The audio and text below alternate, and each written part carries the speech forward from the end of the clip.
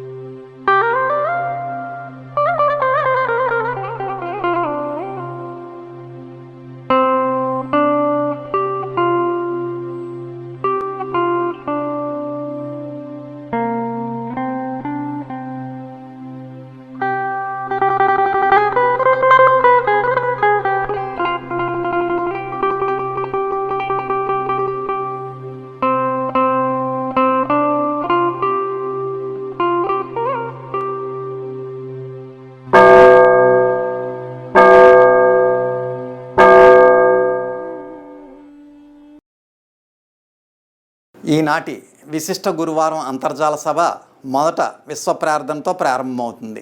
అంతా లేచి నిలబడి ప్రార్థనలో పాల్గొనండి. ప్రార్థన అనంతరం తిరిగి కూర్చుని శ్రద్ధాభక్తులతో తదుపరి సభా కార్యక్రమంలో నిమగ్నం అవ్వండి. ఇప్పుడు ప్రార్థన.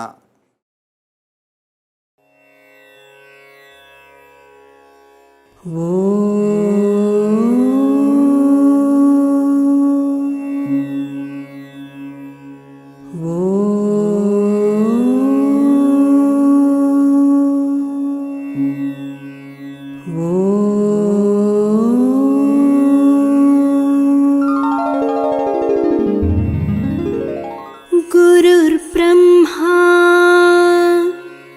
गुरुर्विष्णुः गुरुर्देवो महेश्वरः गुरु साक्षात् परब्रह्मा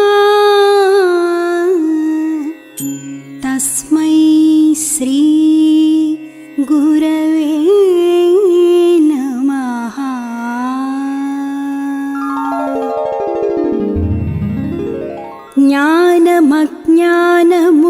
జ్ఞానమజ్ఞానములమధ్యగ్రాలు నన్ను అన్నపానాలకైయంగలార్చు నన్ను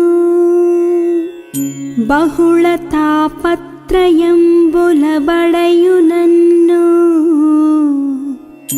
దుఃఖచితికింధనంబునై దొరలు నన్ను ఎటులగాచెదో నీలోన నెటుల చేర్చుకొందువో దేవా నేను నీయందే భారమాని అర్థించుచుందురే ఇంబవళ్ళు నిన్నే వీక్షించుచుందునే తిన్ను కన్ను మలపి చూచిన నీరూపే తెలియచుండు నిలిచి కాంచిన నీ కాంతి వెలుగుచుండు పిలిచి చూచిన నీ పేరే పలుకుచుండు నీవే సకలంబు నీయందే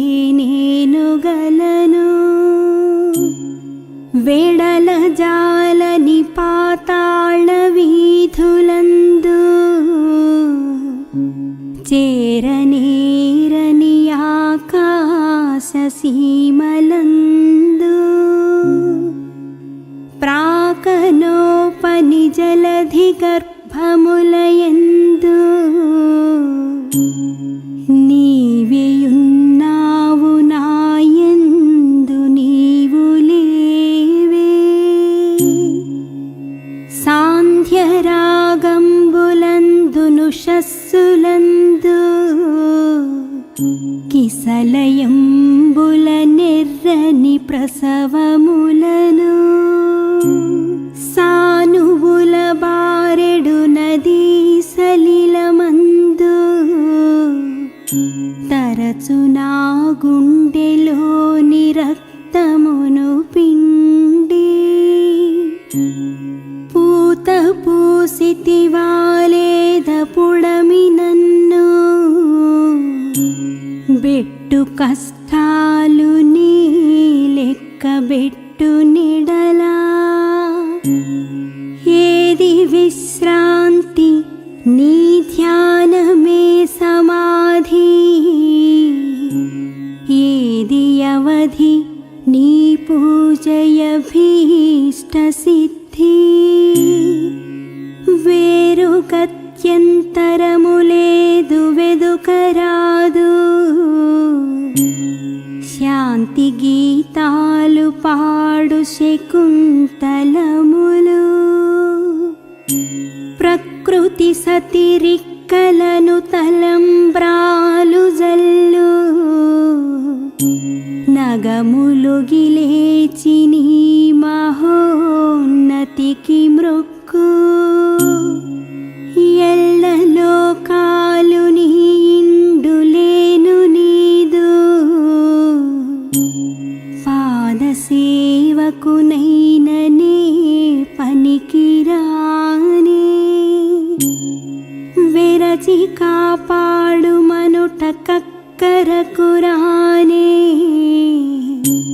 చూడు మీ నన్ననుటకు నోచుకొనలేదే రమ్ము నాలో వసింపు మాలస్యమేలా రమ్ము నా ఎట్ట ఎదుటకు హ్యమ్ములేలా రే పనునది లేనే లేదు లేదు తండ్రి. ఓం ఈశ్వర, నీవు అనంతుడవు, అనుపమానుడవు. ఆకాశము వలె నిండి గాలి వలె వ్యాపించి భూమి వలె చరాచర భూతకోటిని మోయుచున్నాడవు. సూర్యుని వలె జగజ్జాలములను వెలిగించుచున్నాడవు. నీకంటే ఘనులుగాని పూజ్యులుగాని పవిత్రులుగాని ఎవ్వరునూ లేరు.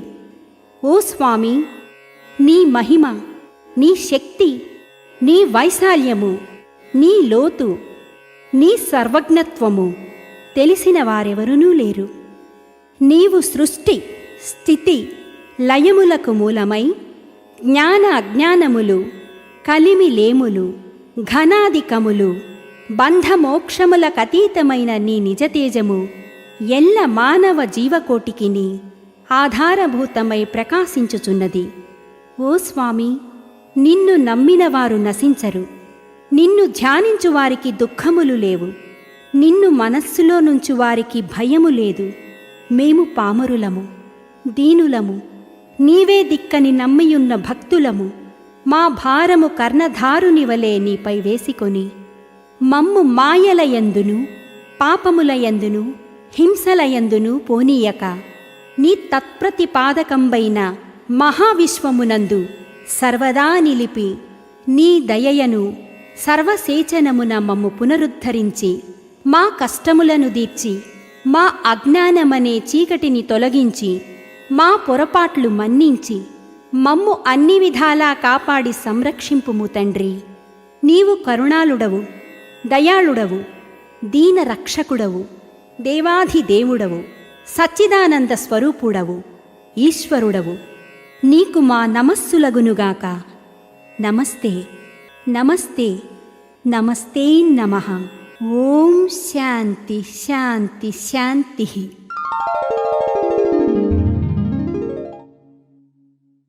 శ్రీ శ్రీ శ్రీ విశ్వ విజ్ఞాన విద్య ఆధ్యాత్మిక చక్రవర్తులు డాక్టర్ ఉమ్రాల షా స్వామికి నా సాష్టాంగ నమస్కారములు.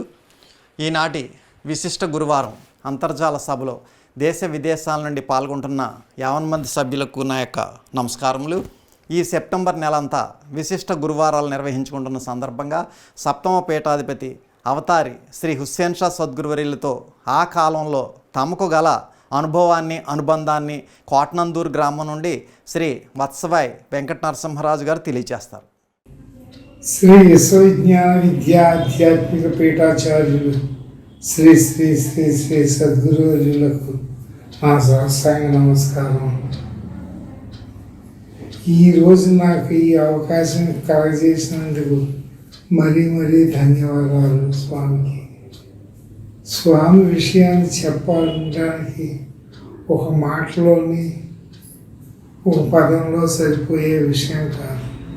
అది ఎంత చెప్పినా తరగని విధానంలో ఉన్న అనుభవం. ఏమంటారా? నా పేరు వివి వత్సవాయు వెంకట నరసింహరాజు. మాది కోటనందూరు గ్రామం. నేను 1970 సంవత్సరంలో ధర్మం తీసుకున్నాను. అది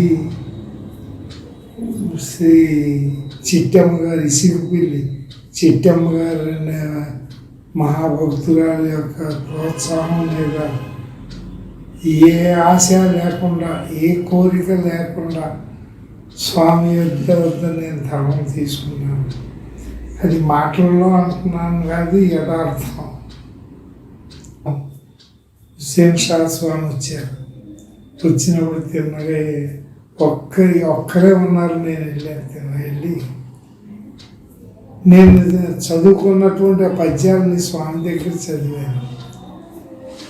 జగమున ధర్మము నెలకొల్పగా ఈశ్వరుండు ఒక దివ్య వ్యక్తిని పంపం. యుగ యుగమున ఆతడే ఈ సగుణాత్మకుడై సార సాక్షుడు కంటే. నేను ఇలా చదువుతుంటే హుస్సేన్ షాయి గారు మహా తేజస్సుగా అయిపోయి వారు ఈ పద్య భావంలోని ప్రయాణం చేస్తుంటే దాన్ని వర్ణించలేమండి. అది ఆ ప్రయాణం చేస్తుంటే అది చదివి వెళ్ళి వెంటనే రెండో పద్యం కూడా చదివి అయ్యగారు పొంగిపోయినటువంటి విషయాలు నేను చదవడంలో పొంగిపోవడం కాదు, ఆ సాహిత్యంలో ఉన్నటువంటి పదాల్లో ఉన్న భావం ఉన్న మహత్యానికి ఎంత పొంగిపోయి, బాబు నువ్వు ఎప్పుడు వచ్చినా నా దగ్గరికి ఈ 2 పద్యాలు చదువు బాబు అని నాకు ఆర్డర్ వేశారు. అది వారు లాస్ట్ సమయం వరకు కూడా నేను ఎప్పుడు వచ్చినా అలా చదువుకునేవాడిని. ఎవరన్నా బయట వాళ్ళు ఎవరన్నా ఉన్న స్వామి మహాభక్తులైనటువంటి రెమ్మలపూడి వెంకటరాయుడు గారి ఆరాధనకి తాపేశ్వరం వచ్చేవారు. అదే సోమరాజు గారి తండ్రి గారు. అది వారి పొలంలో వారి సమాధి ఉంది. అక్కడ ఆరాధన చేసేవారు. అయ్యగారు వచ్చి సమాధం దగ్గర ప్రార్థన అయ్యగారే చదివేవారు. చదువుతూ నన్ను ఒకసారి ఉపన్యాసం చెప్పమన్నారు. బాబు నాకు వెంకటరాయుడు గారి గురించి నాకేం తెలియదు బాబు, లేకపోయినా ఉపన్యాసం నేను ఎప్పుడు చెప్పలేదు, ఏదో 2 పద్యాలు చదవమని చదువుతాను, ఆ మాట మన్నించండి బాబు అంటే, పర్వాలేదు బాబు నేను చూసుకుంటాను కదా, ఎంత బతిమాలినా నేను ఉన్నాను కదయ్యా, నేను చూసుకుంటాను కదా, నువ్వు చదువు, నువ్వు చెప్పు అని ఎంతసేపు బతిమాలినా ఊరుకోలేదు. ఇంకొక నోరు తెరవయ్యా, నేను చూసుకుంటాను కదా. అప్పుడు నాకు అనిపించింది, పలికిడిది భాగవతం అట, పలికించేది వాడు రామభద్రుడట అని ఆ రోజున ఆనాడు రాసుకున్నటువంటి ఆ పదం గుర్తొచ్చింది. అప్పుడు ఏదో మాట్లాడేసాను, ఆ సభ అయిపోయింది. సమాధి దగ్గర స్వామి ఆరాధన చేసేటప్పుడు ప్రార్థన స్వామే చెప్పేవారు. చెప్పి ఆఖరిని, స్వామి ఈ వెంకటరాయుడు గారు ఆత్మ నీలో చేర్చుకో స్వామి అని పదం అలా వాడారు. నీ ఆ వెంకటరాయుడు గారు ఆత్మని నీలో చేర్చుకో స్వామి అన్నారు. అనేటప్పటికి చాలామందికి అనుమానం వచ్చింది. చాలా గొప్ప వ్యక్తి అని పెద్ద ప్రతీది అంతా గొప్పగా చెప్పుకుంటారు వెంకటరాయుడు గారి గురించి. స్వామిరాజు గారికే అనుమానం వచ్చింది. అది అక్కడి నుంచి సాధన చేసుకోవడం మొదలెట్టారు తండ్రి గారి గురించి. మరుసటి సంవత్సరం ఇదే ప్రార్థన చేసి ఆఖరిని, స్వామి ఈ వెంకటరాయుడు గారి ఆత్మను నీలో చేర్చుకున్నందుకు చాలా ధన్యుడు స్వామి అన్నారు.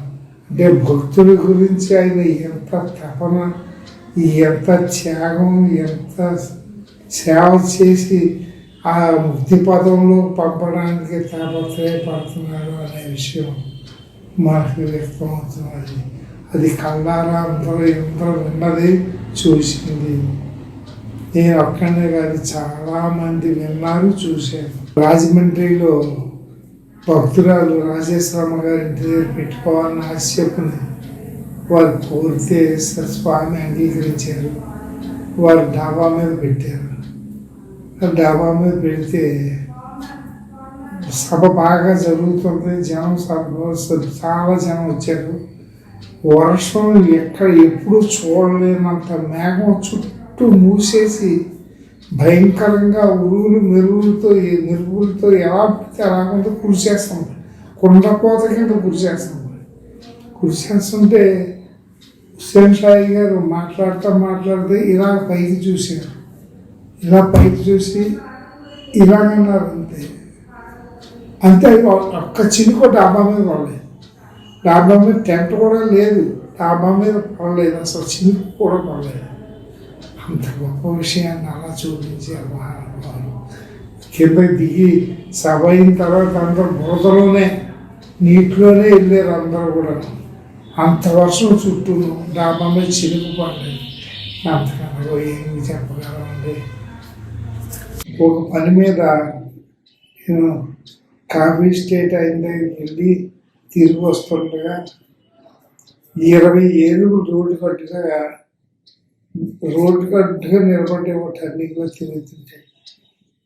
అంతవరకు అన్ని జంతువులు కనబడ్డాయి. ఇక కనిపించవలసింది ఏనుగు, టైగరే కనిపించాలి అని అనుకున్నాను. మాట పూర్తి అవ్వకుండానే 20 ఏనుగులు. అయితే నేను బండి మీద చాలా స్పీడ్గా ఉన్న దాని మీద దగ్గర అయిపోయాను. ఏనుగులకి బాగా దగ్గర అయిపోయాను. ఏనుగులకి వైట్ తెలుపు కనబడితే మహాకోపం. నాది వైట్ డ్రెస్. సరే అప్పుడు అది చూసి, స్వామి శివుని ఆజ్ఞ లేనిదే శివైనా పుట్టదంటారు.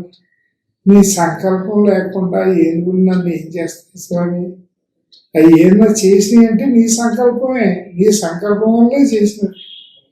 నీ సంకల్పం వల్ల జరిగినప్పుడు ఇంక నాకు బాధే ఉంది బాబు, చాలా సంతోషం అని నేను ప్రార్థించుకుంటుంటే ఒక గముక్కును పద్యం, నీవే విశ్వమయుండవైన దివిపై నీరే అజాండంబుపై ఆ వైకుంఠముపై వసియంతు అన్న మిథ్యావాదమే కదా. టెంకే వృక్షాకృతినైన వేళ్లన్నది వీక్షింపంగా రానేరన్నట్లు నీ విందున కనరావు. సర్వము భవదృశ్యము సద్గురు ప్రభువు అని నమస్కారం పెట్టుకున్నాను. అంతే. ఆ ఏనుగులు లేవు, స్వామి ఉన్నారు. ఇక్కడ అడవి అంతా కూడా భీకరమైనటువంటి అడవి. అది ఆ అడవి కూడా ఏమీ లేదు, అంత స్వామి. ఎటు చూసినా నా కళ్ళకి స్వామి తప్పించి ఇంకేం కనబడటం లేదు. ఇలా ఇన్ని చూసి అంతా స్వామి అయిపోయి, నాకు నేను చూసుకుంటే నేను స్వామి అయిపోయింది, స్వామి రూపం అయిపోయింది. అప్పుడు ఇలా ఏనుగులుగా చూస్తే ఏనుగులు ఇలా దారి ఇచ్చేసి రోడ్డు వదిలేసి రోడ్డు బయట నుండి రోడ్డు కాసి ముఖం తిప్పి అలా నిలబడి అన్నిటికీ తొండడానికి దొరికేదాన్ని. అయినా నేను స్వామిని అలా చూసుకుంటూ నేను బయలుదేరిపోయాను. నేను బయలుదేరిపోయి వెళ్ళిపోతుంటే అవన్నీ రెండు కాళ్ళ మీద నిలబడి రెండు చేతులు ఇలా తేల్చి తొండ పైకెత్తి నిజంగా అడిగంతా అదిరిపోయేలాగా గీకారం చేసి ఎవరి స్వామి గీకారం ఏంటి, అవి స్వామి అంటున్నాయేంటి, ఏనుగులు స్వామి అంటున్నాయేంటి. నేను కింద మీద చూడకుండా నేను చాలా 150-160 స్పీడ్లో వెళ్ళిపోతుంటే అది గురువారం అయ్యగారు రాజమండ్రిలో ఉన్నారు. ఏంటా స్పీడు అన్నారు. అంటే సభ్యులు కూర్చున్న వాళ్ళు ఏం మాట్లాడుకుండేది కొంచెం ఏదో డిస్టర్బెన్స్ అయిందామో అయ్యారు కోపం వచ్చిందని చెప్పి సైలెంట్ అయిపోయారు. సైలెంట్ అయిపోతే అక్కడే మా అన్నయ్య ఉన్నాడు, ఓరమ్మ గారు. మా అన్నయ్య బాబు ఓరమ్మ గారు నరసింహరాజు మోటార్ సైకిల్ మీద చాలా స్పీడ్ వెళ్ళిపోతున్నాడు బాబు అని చెప్పి మళ్ళీ వెంటనే మా అన్నయ్య ఏం నాకు ఉత్తరం రాశాడు. నువ్వు పలానా రోజు పలానా ఇన్ని గంటలకు ఏం జరిగింది విపులంగా రాయను. సరే నేను వారం రోజులు వచ్చిందంటే నేను ఉత్తరం రాయలేదు. నేను వచ్చినప్పుడు బాబు ఏమైంది బాబు ఆవేళ అని అయ్యగారు అడిగారు. అడిగితే బాబు ఇలా జరిగిందని నా చేత ఎన్నిసార్లు చెప్పించుకున్నారు. అయ్యగారే బాబు ఏం చేసి బాబు చెప్పని నా చేత ఎన్నోసార్లు అది చెప్పించుకున్నారు. ఆవిష్కారం ఆవిడ నిజం మరి మాటలలో ఈ మరుగు మాటలు కష్టం. అది యథార్థమైనటువంటి విషయాన్ని చాలా కష్టం. సరే ఈ అవకాశాన్ని ఇచ్చినటువంటి సభాసభ్యులు సద్గురు స్వామికి మీకు అందరికీ నా శాస్త్రంగా నమస్కారాలు, ధన్యవాదాలు తెలియజేసుకుంటున్నాను. ఎంతో చక్కటి అనుభవాన్ని సభకు తెలియచేసిన శ్రీ చిరంజీవిరాజు గారికి ధన్యవాదాలు. కీర్తిశేషులు శ్రీ కోటిపల్లి వెంకటేశ్వరరావు గారికి ఆ కాలంలో అవతారి శ్రీ హుస్సేన్ షా సద్గురువర్యులతో గల అనుబంధాన్ని గురించి వారి కుమారుడు శ్రీ కోటిపల్లి మోద్దీన్ గారు సభకు తెలియచేస్తారు. పూర్వ పీఠాధిపతులకు ప్రస్తుత పీఠాధిపతి డాక్టర్ ఉమ్మరాలి షా గారికి, సభా సభ్యులకు నా నమస్కారములు. ముందుగా శ్రీ హుస్సేన్ షా గురువు గారితో నా ప్రయాణం గురించి చెప్తాను. మా నాన్నగారు కోటిపల్లి వెంకటేశ్వరరావు గారి రెండో అబ్బాయిని. నా పేరు మొహిద్దీన్ బాషా. మేము ముగ్గురు అన్నదమ్ములం. మా నాన్నగారు పిఠాపురం ఆశ్రమంలో ఎలక్ట్రికల్ వర్క్ చేసేవారు. నేను చిన్నప్పుడు నాన్నగారికి కరెంటు సామాన్లు అందించడానికి నన్ను హెల్పర్గా తీసుకుని వెళ్ళేవారు. నాకు చిన్నప్పుడు ఆరోగ్యం బాగుండేది కాదు, కానీ నాన్నగారికి సాయం చేయటంలో, నాన్నగారితో పాటు నేను ఆశ్రమంలో సేవ చేయటంలో ఆరోగ్యం బాగుపడింది. ఎప్పుడైనా నన్ను తీసుకుని వెళ్ళకపోతే నాన్నగారు చాలా ఇబ్బంది పడేవారు, ఎందుకంటే టీం వర్క్ కాబట్టి. స్వామి హుస్సేన్ షా గురువు గారు, బాబు వెంకటేశ్వరరావు రెండో అబ్బాయిని తీసుకురాలేదా, నీకు సాయంగా ఉండును కదా అని చెప్పేవారు. నేను చిన్నప్పుడు మా అన్నయ్య ఉమాభాస్కర్ నన్ను బాగా కొడుతూ ఉండేవాడు. ఒకసారి అమ్మ హుస్సేన్ షా గురువు గారికి చెప్పినది. అప్పుడు స్వామి అన్నయ్యని పిలిచి, తమ్ముడికి ఒంట్లో బాగోదు కదా, అలా కొట్టకూడదని చెప్పినారు. అప్పటి నుంచి అన్నయ్య నన్ను కొట్టడం మానేశాడు. ఎప్పుడైనా కోపం వచ్చి చెయ్యి ఎత్తితే స్వామి వాక్ వినిపించేది అని అన్నయ్య స్వయంగా చెప్పినాడు. స్వామి ఇంటికి వచ్చినప్పుడు మేము ముగ్గురు స్వామి పాద చేసుకునేవారం. అప్పుడు స్వామి మాకు హితబోధ చెప్పేవారు. క్రమశిక్షణ గురించి బాగా చెప్పేవారు. నాన్నగారిలాగా మీరు క్రమశిక్షణతో ఉండాలని హితబోధ చేసేవారు. మేము అద్దెంట్లో ఉండటం వలన ఇల్లు మారినప్పుడు అల్లా స్వామి ఇంటికి వచ్చేటప్పుడు నాన్నగారు నన్ను బీచ్ చివర కూర్చోబెట్టి మిగతా పనులు చూసుకునేవారు. స్వామి అంబాసిడర్ కారులో వచ్చేవారు. దానికి డ్రైవరు భీమవరం దువ్వరాజు గారు ఉండేవారు. స్వామి కారు దగ్గరికి రాగానే చేయి ఊపి స్వామిని ఇంటికి తీసుకుని వచ్చేవాడిని. ఒకసారి ఏమైందంటే స్వామి కోసం బీచ్ చివరి నుంచుని ఎదురు చూస్తున్నాను. స్వామి వచ్చే టైం అయినది. ఆకాశము మబ్బులు వేసినవి. వర్షము స్టార్ట్ అయినది. నాకు ఏం చేయాలో తోచలేదు. కొంచెం దూరంలో ఇల్లు ఉన్నది. ఆ ఇంటి దగ్గరికి వెళ్దామంటే స్వామి వెళ్ళిపోతారని భయం. స్వామి వెళ్ళిపోతే నాన్నగారు తిడతారు. నాన్నగారు ఒక మాట చెప్తూ ఉండేవారు. ఏదైనా ఆపద వచ్చినప్పుడు స్వామి పరీక్ష పెట్టారు, అది పాస్ అవ్వాలని చెప్పేవారు. అవి గుర్తుకొచ్చి అలాగే వర్షంలో ఉండిపోయాను. వర్షం తగ్గిన తర్వాత నాన్నగారు వచ్చారు. బట్టలు మార్చుకోవటానికి నన్ను ఇంటికి పంపించారు. నాన్నగారు స్వామిని తీసుకొచ్చారు. ఇది నాకు మర్చిపోలేని అనుభవం. స్వామి హుస్సేన్ షా గురువు గారు ఒక్కొక్కరికి ఒక పని అప్పచెప్పేవారు. నాన్నగారికి ఆశ్రమంలో ఎలక్ట్రికల్ వర్క్ చూసుకునేవారు. ఈ అవకాశం ఇచ్చిన కమిటీ సభ్యులకు నవమ పీఠాధిపతి డాక్టర్ ఉమ్మరాలు షా గారికి నా నమస్కారములు. ఇంతతో ముగిస్తున్నాను. స్వామికి నమస్కారం. నేను అనే ఈశ్వర రసస్వరూప రహస్యాన్ని అనుభవంలో గ్రహించినటువంటి శ్రీమతి సత్యవోలు సీతామహాలక్ష్మి గారు ఇప్పుడు స్వీయ రచనతో స్వరపరిచి గానం చేసిన గోలోక కృష్ణుడే హుస్సేన్ షా స్వామి ఇలవేల్పై వెలిసేనని అను కీర్తన ఆలకించి తాత్విక భావ చైతన్యం పొందండి.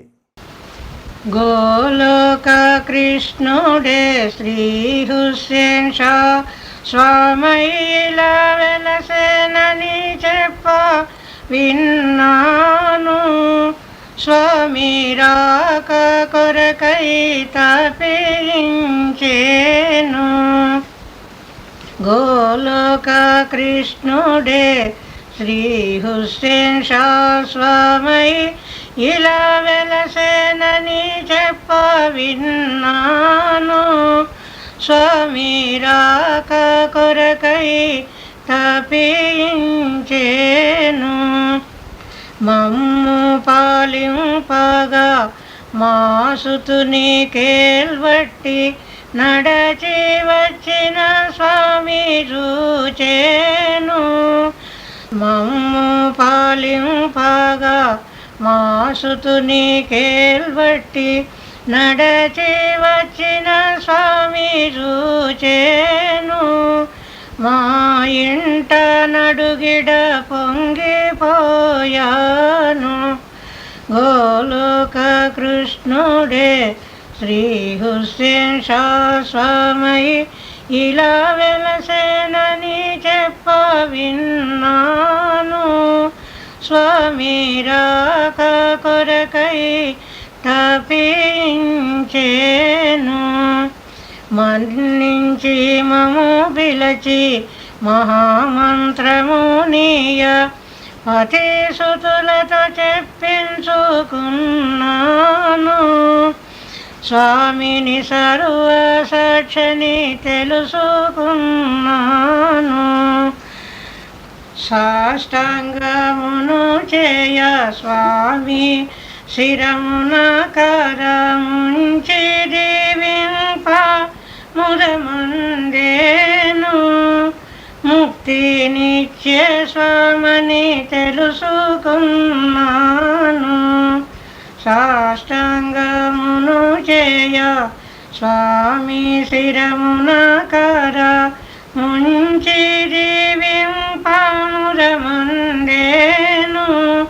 ముక్తినిచ్చే స్వామిని తెలుసుకున్నాను.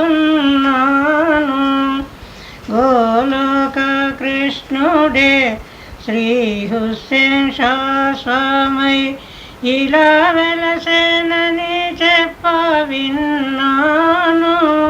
స్వామి రాక కొరకై తపించేను.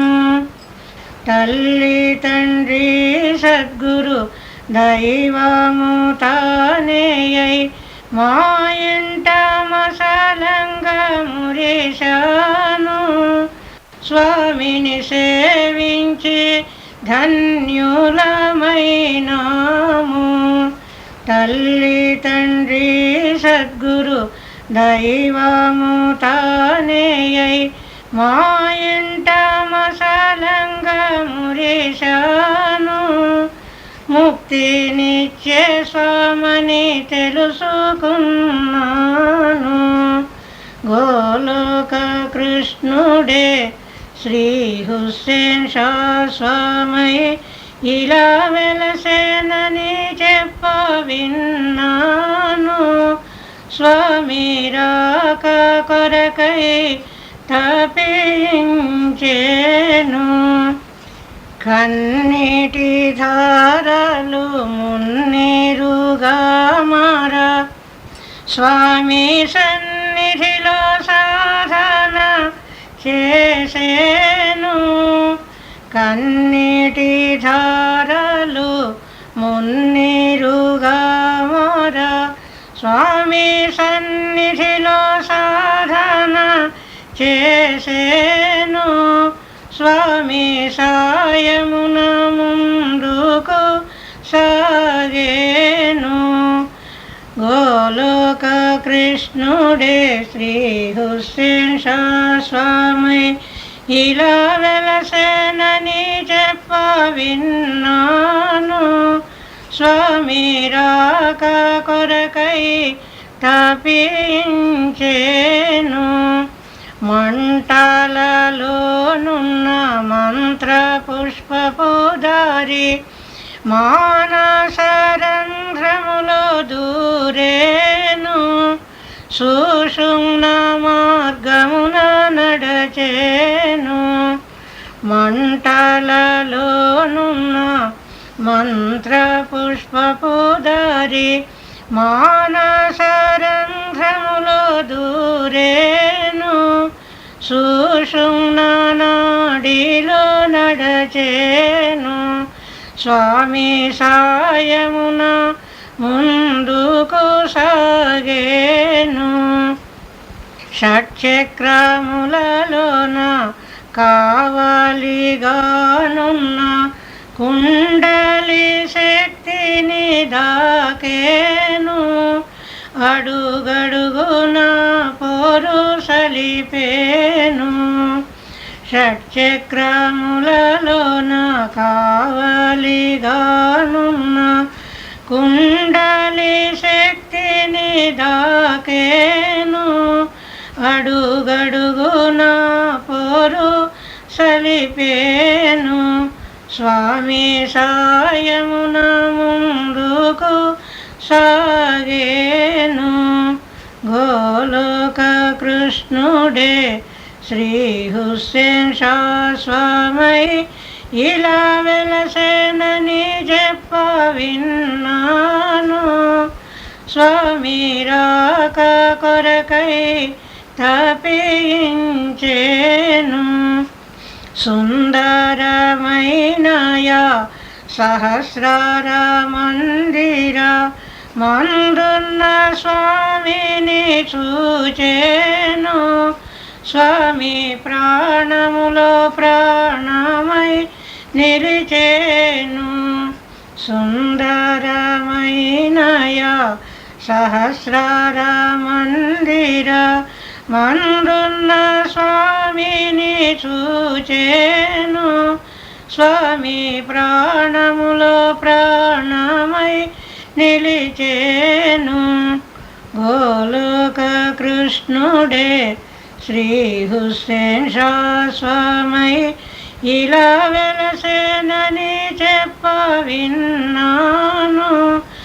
స్వామి సాయమున ముందుకు సాగేను. స్వామి రాక కొరకై తపించేను. ఇప్పుడు సప్తమ పీఠాధిపతి అవతారి శ్రీ హుస్సేన్ షా సద్గురువర్యుల దివ్య సందేశం భక్తి శ్రద్ధలతో ఆలకించి అవతారి శ్రీ హుస్సేన్ షా స్వామి దివ్య ఆశీస్సులు పొందండి. సభాసనం हमारी విద్యాపీఠం మన విధానంలో శాశ్వతమైన విధానాన్ని తీసుకురావాలనే ఉద్దేశం ప్రారంభమైంది. చాలా వరకు వచ్చింది, కానీ ఆఖరిని ఇది శాశ్వతం ఎలాగా అనే విషయం మొత్తం తెలుసుకోవాలనే ఉద్దేశంతో ఉంది. తెలుసుకోవాలన్నప్పుడు ఒక తత్వవేత్త ఏమన్నాడంటే ఆత్మ నిత్యం, శరీరం అబద్ధం అన్నాడు. పోతుంది. ఆత్మ నిత్యంగా ఉందంటే కనబడడం లేదు. కాబట్టి కనబడితే అదే నిత్యమే, ఏదో సర్వ పోయిన అడిపోయిన అనుకుంటారు. అలాగే తన కనబడింది కనబడినటువంటి అనిత్యమని, కనబడే విషయంలో ఉన్నటువంటి ఆత్మస్వరూపం నిత్యమని, కానీ కనబడడం లేదు కాబట్టి దాన్ని నిత్యం అంటున్నాడు. కానీ కనబడిన విషయంలో అది ఎలాగుంది అనేది అది అనిత్యమే. ఒక స్నేహితుడు ఉన్నారు, మీరు చాలా పెద్ద విషయాలు అడిగారు, కానీ మీలో గొప్ప విశేషం ఉందని చెప్పేసి అనుకుంటున్నారు. అది మీరు లోకానికి చూపిస్తే మాత్రం శాశ్వతంగా ఉంటుందేమో అని చెప్పేసి అన్నారు. కానీ ఉన్నది ఏంటంటే అది అనిత్యమో నిత్యమో తెలియపరచాలని ఒక పట్టుదల వచ్చింది నాకు. వచ్చి సాధన చేస్తూ 4 శరీరాలు రాశాను. శాతత్వంలోను 4 శరీరాల్లోనూ సూక్ష్మ కారణ మహాకార స్థూల సూక్ష్మ కారణ మహాకార శరీరాలు. కారణ శరీరం వచ్చినప్పుడు సాధన చేస్తున్నట్టయితే ఆ కనబడినటువంటి మహావిషయం అది లభ్యంగా ఉన్నట్టుగా తోచింది నాకు. అంటే ఒక వస్తువు పట్టి దాని రూపాన్ని మనం నిర్మాణం చేయవచ్చు అనే విషయం వచ్చింది. అప్పుడు నేను దాని గురించి సాధన చేయడం ఆరంభించాను. ఆరంభించేటప్పటికీ కొంతకాలం పోయేటప్పటికీ నా శరీరం ఏమిటో, నా ఆత్మ ఏమిటో, ఈ జగం ఏమిటో, ఇదంతా ఏంటో తెలియదు నాకు. తెలియని విషయంలో నేను ఇది ఏమిటి అని ప్రశ్న వేసి చేస్తుండేటప్పుడు ఆత్మ నిత్యమే, శరీరం నిత్యమే. వెలిబాయికి మేలుకున్నప్పటికీ నిత్యమే, వాడికి పడుకున్నప్పటికీ నిత్యమే అన్నట్టుగా అతనికి కారణ శరీరం నిత్యమే, ఆత్మ రూపంలో ఉండే కనబడమైనటువంటి శారీరక నిత్యమే. తెలుసుకునే విషయం లేనప్పుడు ఆత్మ అనిత్యమే, ఆ శరీరం కూడా నిత్యమే. అంచేతం ఏంటి, మానవుడు ఇది ఆత్మ నిత్యం అనేటటువంటి విషయాన్ని చెప్పాలి.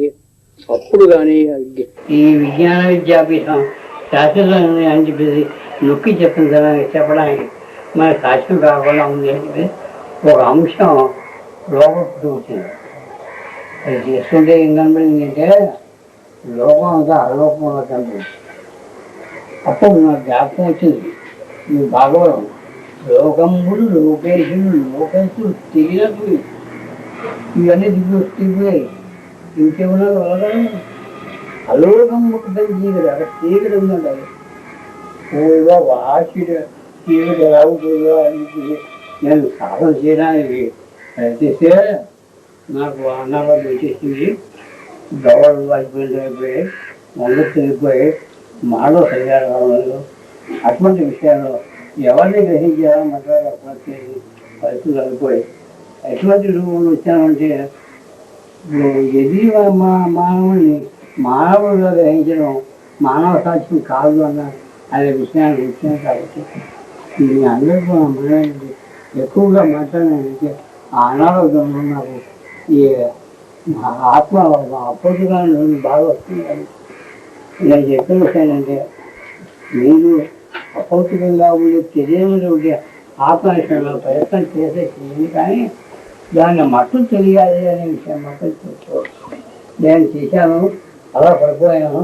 ఇప్పుడు మా గట్టిగా మాట్లాడితే నా శరీరంలో ఉండే ప్రతి అవయవం కూడా ముక్కల కింద అయిపోయి మూడమ్మడి మాట్లాడడం. నా మనం ఏంటంటే మీరు ఆత్మ శాశ్వతమైన విషయం అనానికి అది శాశ్వతం కాదు, అశాశ్వతమైంది. అది శాశ్వతమైన విధానంలో తీసుకురావాలంటే ఇదిగో నా వచ్చిన అనారోగ్యం చేసి అసలు దేనికి మాట్లాడే విషయం వస్తారు. కాబట్టి మీ అందరితో మనం ఏంటంటే అపౌతికంగా ఉండే ఆత్మస్వరూపం యావత్తు లోపల నుండి పూర్వపు పర్వతాలు మహర్షులు ఈ అవతారం చెప్పిన విధానం దాన్ని మనం నిజంగా తప్ప దాన్ని శాసించి సాధ్యం అవుతుంది అన్న విషయాన్ని ఇష్టం స్వామి అని అందుకనే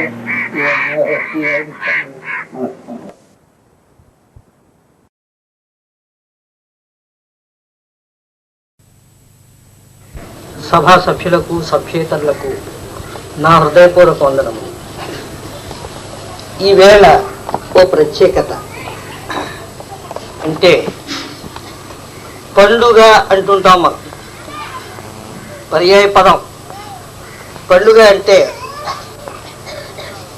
శుభ్రంగా బూర్లు గార్లు వండుకోవడం, కడుపు నిండా తినడం, పిండి వంటలు తిన్న తర్వాత ఎలా ఉంటుంది?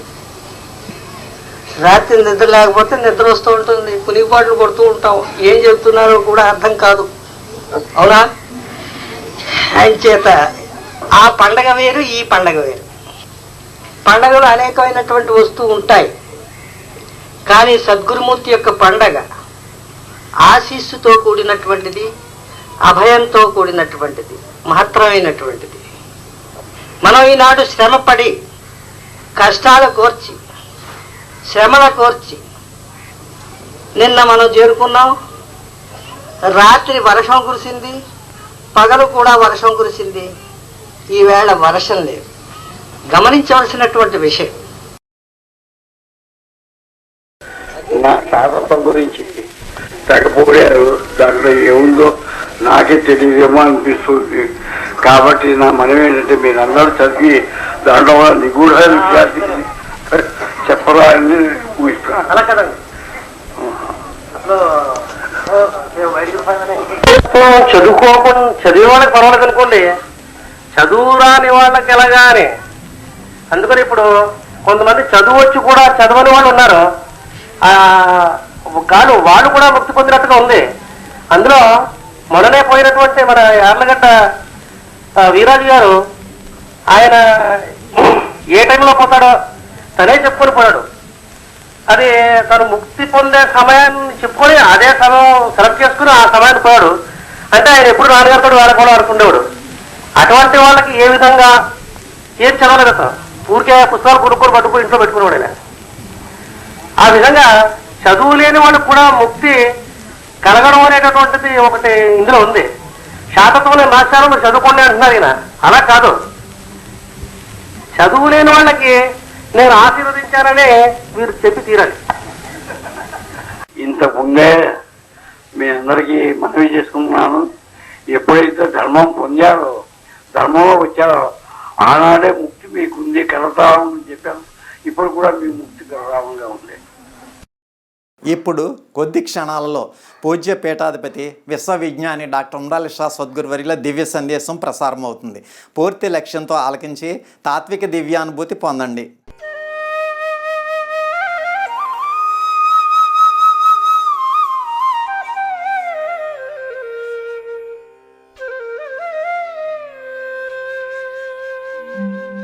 ప్రత్యక్షముగా 80వ గురువారం కూడా ఈ యొక్క ఆధ్యాత్మిక సదస్సులో పాల్గొనే అవకాశం లేకపోయినా పరోక్షముగా అంతర్జాలము ద్వారా లేదా ఆన్లైన్ ద్వారా ఈ యొక్క ఆధ్యాత్మిక సదస్సులో పాల్గొనే అవకాశం ప్రసాదింపబడిన వివిధ రాష్ట్రాల్లో వివిధ దేశాల్లో ఉన్నటువంటి శ్రీ విశ్వ విజ్ఞాన విద్యా ఆధ్యాత్మిక పీఠ సభా సభ్యులకు నా యొక్క హృదయపూర్వక మనస్సువాంజలులు.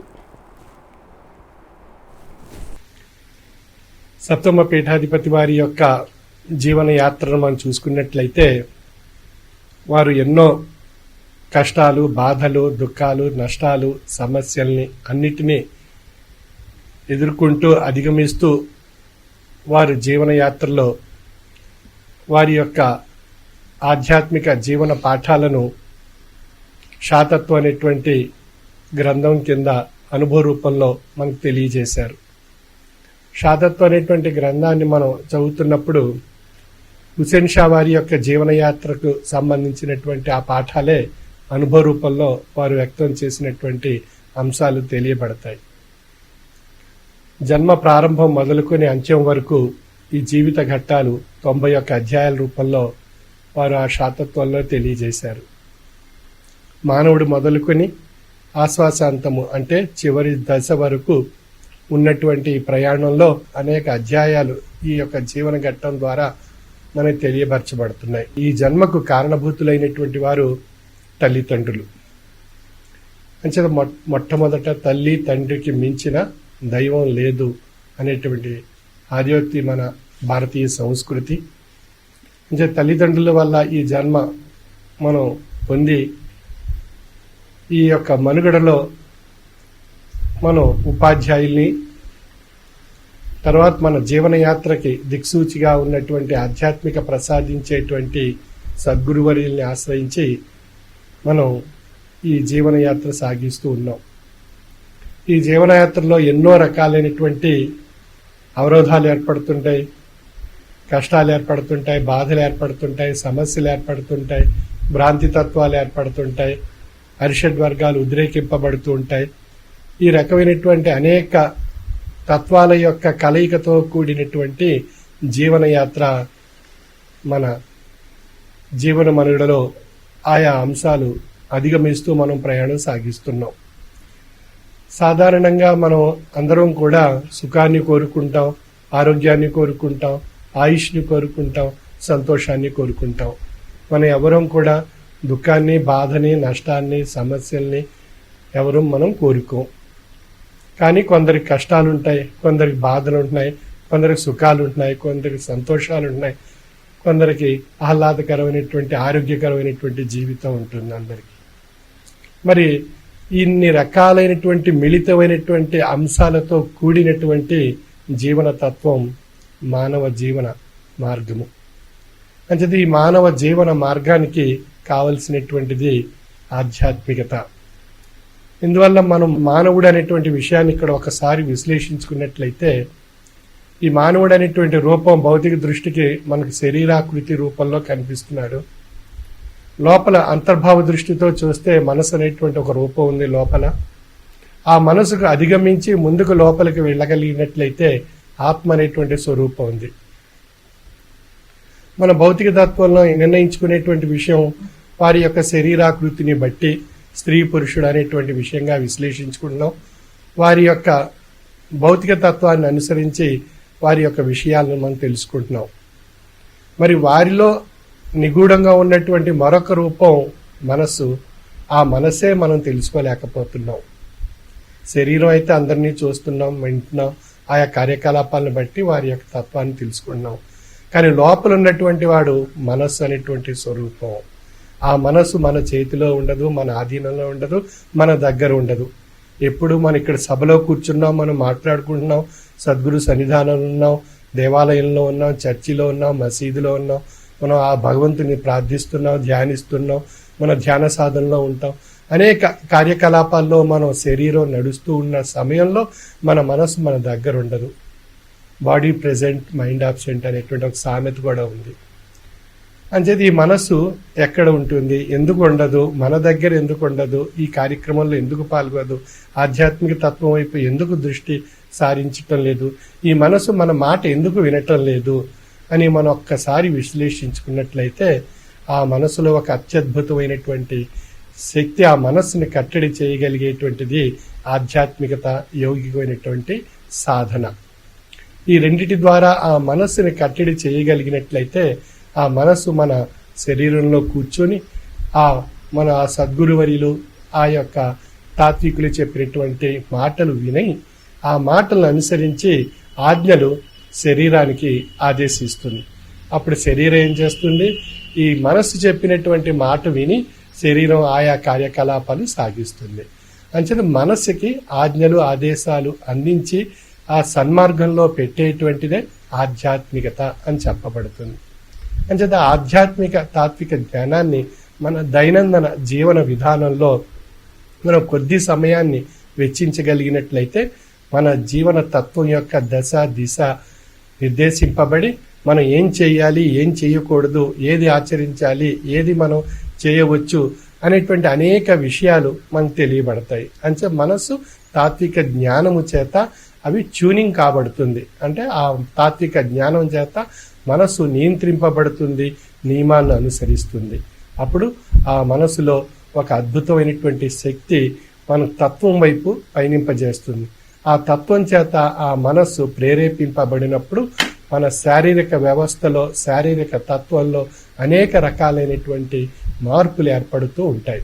సాధారణంగా మనం ఏమనుకుంటుంటాం, కష్టాలు వస్తాయి. కష్టాలు వచ్చినప్పుడు మనం ఏమంటాం, కష్టం చాలా భారంగా ఉంది, ఈ కష్టాన్ని మోయలేకపోతున్నాను, ఈ జీవితం త్యజిస్తే మంచిదేమో, ఈ జీవితంలో నేనేం సాధించలేను అని చెప్పి కొందరికి ఉంటాయి. కొందరికి చిన్న కష్టంతోనే బలహీనపడిపోయి ఆత్మహత్య చేసుకుంటుంటారు. మనం చూస్తున్నాం, పిల్లలు కానీ ఆర్థిక సంబంధమైనటువంటి విషయాల్లో కానీ లేకపోతే రైతులకు సంబంధించినటువంటి విషయాల్లో వచ్చేటువంటి అనేక రకాలైనటువంటి ఆత్మహత్యల గురించి మనం రోజు పేపర్లో, మనం పుస్తకాల్లో, మన యొక్క న్యూస్లో మనం చూస్తున్నాం. అంటే ఆ మనస్సు బలహీన పడిపోవడం వల్ల ఆత్మహత్యలు ప్రేరేపింపబడుతున్నాయి. అంటే ఈ యొక్క బలహీనత రావటానికి, కలగటానికి కారణభూతమైనటువంటి అంశం ఏది అన్నట్లయితే మనలో ఆ యొక్క ప్రేరణకు, ఆ కష్టాన్ని కానీ ఆ బాధను కానీ తట్టుకునేటువంటి శక్తి మనలో లోపించడం. ఆ లోపించడం చేత మన మానసిక బలహీనత ఆత్మహత్యలకు దారితీస్తుంది. అంచేత మన మనస్సుని ఆ కష్టాన్ని అధిగమించడానికి, ఆ భారాన్ని తొలగించుకోవడానికి కావలసినటువంటి ఓర్పు కావాలి, సహనం కావాలి. ఆ రెండు శాతత్వం అనేటువంటి గ్రంథంలో ఓర్పు సహనం ఎలా ఉండాలి, దానివల్ల లాభాలు ఏమిటి, దానివల్ల ఏ సమస్యల్ని, ఏ కష్టాన్ని, ఏ బాధల్ని ఏ విధంగా అధిగమించవచ్చు అనేటువంటి విషయం ఏర్పడుతుంది. ఆ ఓర్పు సహనం అనేటువంటి ఆయుధాలు మన దగ్గర ఉన్నట్లయితే జీవితంలో మనం సాధించలేనిది ఏదీ లేదు, ఏదైనా సాధించవచ్చు. మనం సాధ్యంగా మానవుని యొక్క విషయంలో, జీవన యాత్రలో సాధ్యం కానటువంటి విషయం ఏదీ లేదు. ఏదైనా సాధించవచ్చు, ఏదైనా పొందవచ్చు. కానీ దాని వెనుక తెర వెనుకున్నటువంటి శక్తి మనస్సు అనేటువంటి అద్భుతమైనటువంటి ఆ మానసిక బలీయమైనటువంటి శక్తి, మనోశక్తి మనలో ఏర్పడినట్లయితే అప్పుడు మనం ఏదైనా సాధించవచ్చు, ఏదైనా పొందవచ్చు. మరి ఆ మానసికమైనటువంటి మనోశక్తి ఏ విధంగా ఏర్పడుతుంది? అది ఆధ్యాత్మిక తాత్విక జ్ఞానము చేత, సద్గురు ప్రేరితమైనటువంటి మహామంత్రం యొక్క యౌగికమైనటువంటి శక్తి ధ్యానము ద్వారా పొందగలిగినట్లయితే అది ఒక అద్భుతమైనటువంటి మానసికమైనటువంటి మనోశక్తి మనలో ప్రేరేపింపబడి మన మనస్సుని నియంత్రిస్తుంది, మన మనస్సుని నిర్దేశిస్తుంది, మన మనస్సుకి దశ దిశ తెలియజేస్తుంది. అప్పుడు మనస్సు మన మాట వినడానికి, ఈ ప్రేరణ వల్ల, భౌతికమైనటువంటి బలహీనత వల్ల కలిగినటువంటి ప్రేరణలకు అది లోబడిపోకుండా మన మనస్సుని మన చేతుల్లో మనం నియంత్రించుకుని మనం ఈ జీవన వ్యవస్థలో ఒక చక్కని బాట ఏర్పరచుకునేటువంటి అవకాశం కలుగుతుంది. కష్టాలు రాకుండా ఎవరికి ఉంటాయండి? ప్రతి ఒక్కరికి కష్టాలు ఉంటాయి. మనం అనుకుంటాం ధనవంతుడి కష్టాలు ఉండవు, సమస్తం సమకూర్చుకుని చక్కగా ఆరోగ్యంగా ఉన్నారు, వారంతా మంచి మనుగడ, మంచి ధనంతో వారి జీవనం సాగిస్తున్నారు, వారి కష్టాలు ఉండవు అనుకుంటారు. ఆ ధనవంతుడు ఏం చేస్తాడు? పేదవాడు శుభ్రంగా ఆ పూట భోజనం చేసి ఆ చెట్టు నీడ శుభ్రంగా నిద్రపోతున్నారు హాయిగా. అటువంటి నిద్ర నాకు లభించటం లేదు, అటువంటి తృప్తి నాకు లేదు అని చెప్పి ధనవంతుడు భావిస్తుంటాడు. అంటే ధనవంతుడికి తృప్తి లేదు అక్కడ. పేదవాడు ఏమనుకుంటాడు?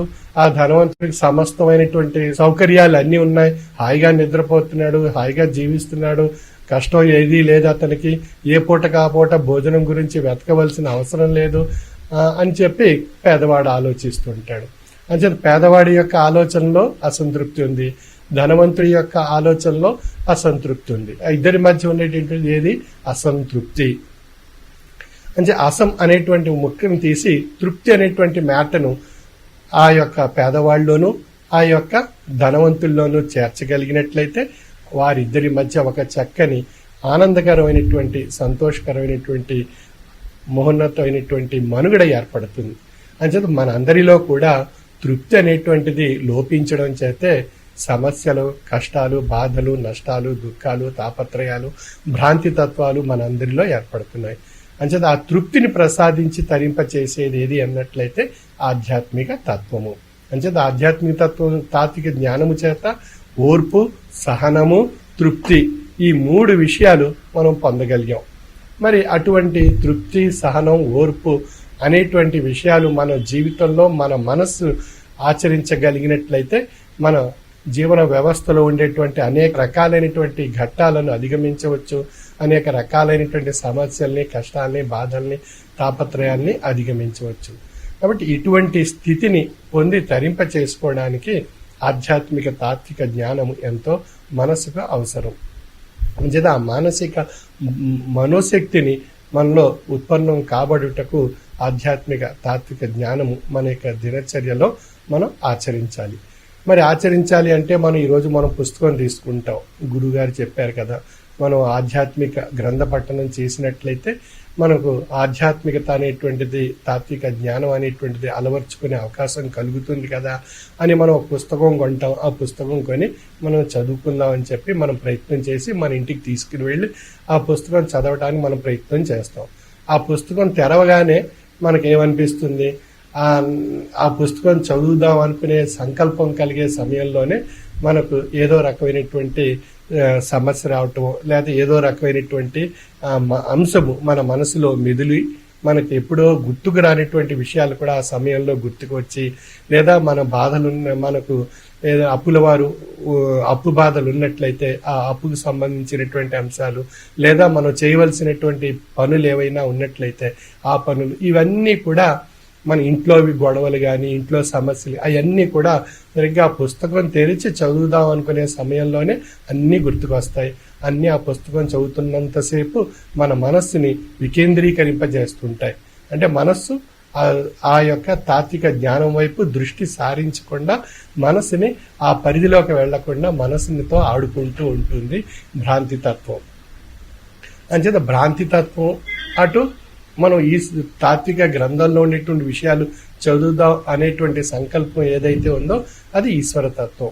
ఆ రెండిటికి మధ్య మన యొక్క మనుగడ సాగుతూ ఉన్న సమయంలో మనకు ఆ యొక్క భగవంతుని యొక్క తత్వాన్ని ఏ విధంగా అయినా మనం పొంది తరించాలి అనేటువంటి భావన మనం గట్టిగా మనలో ఉన్నట్లయితే మనం ఆ తత్వం వైపు దృష్టి పెట్టేటువంటి అవకాశం కలుగుతుంది.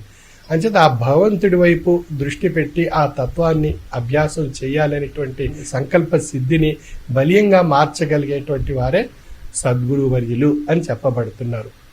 అంటే ఆ యొక్క మనస్సుని ఆ యొక్క ఆధీనంలో పెట్టి ఆ యొక్క తాత్విక జ్ఞానము చేత ఆ మనస్సులో పరిశుద్ధత కలిగించి మాలిన్యాన్ని తొలగించి ఆ యొక్క మనస్సుని ఒక చక్కని బాటలో పయనింప చేయటానికి సద్గురువర్యులు ఆ తాత్విక జ్ఞాన మార్గంలో పయనింపజేసి ఇహానికి కావలసినటువంటి విషయాలను తెలియజేసి అనుభవ రూపంలో భౌతికమైనటువంటి స్థితి నుండి అభౌతికమైనటువంటి పరమార్థం వైపు పరమాత్మ యొక్క విషయాన్ని గ్రహించి తరించడానికి ఒక మహోన్నతమైనటువంటి బాటను మనలో ఏర్పరచడానికి సద్గురువర్యుల యొక్క పాత్ర తెలియపరచబడుతుంది.